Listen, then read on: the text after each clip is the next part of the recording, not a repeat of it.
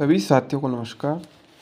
साथियों, आप सभी लगातार मैसेज कर रहे थे कि जो औसत द्रव्य का पेपर होने वाला है आपका 26 सितंबर 2024 को, तो उसके जो महत्वपूर्ण प्रश्न हैं उनको बताओ। ठीक है, तो साथियों मैं आपको सबके पहले इस वीडियो में बताता हूँ यूनानी के अंदर आपको क्या पढ़ना है। ये आपके क्वेश्चन पेपर में 25 पूर्णांक का भाग है। ठीक है, यानी कि 25 नंबर का ये आपके आने वाला है। ठीक है, इसके अंदर साथियों 2 क्वेश्चन आते हैं। ठीक है, 25 नंबर के। ठीक है,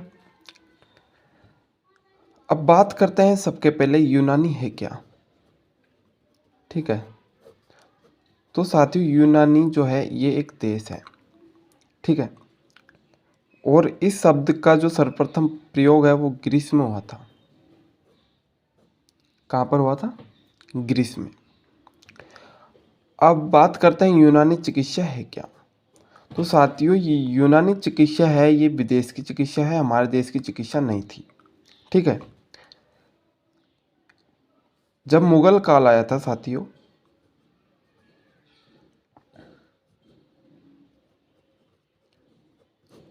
तो मुगल काल से जो बाहर के जो बादशाह थे, ठीक है, यूनान देश के जो बादशाह थे वो आए थे भारत में।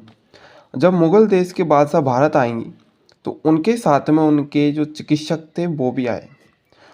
उन चिकित्सकों को हकीम कहते थे। क्या कहते थे? हकीम।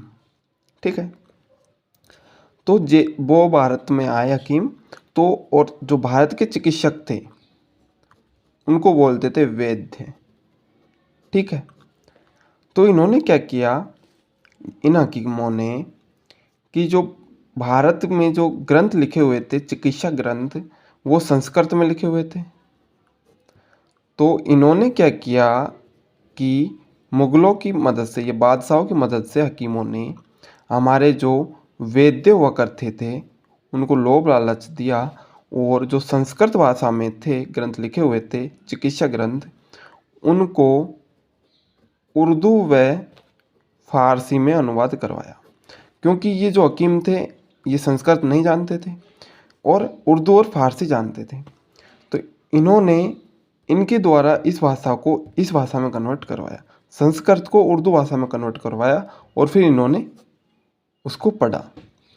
तो इन्होंने क्या किया कि उसी चीज़ को जो हमारे आयुर्वेद में संस्कृत भाषा में लिखी हुई थी, उसी चीज़ को अपना रूप देकर प्रचार प्रसार कर दिया।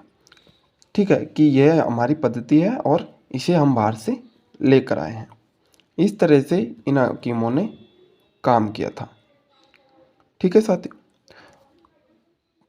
तो इसका पता कैसे चलता है?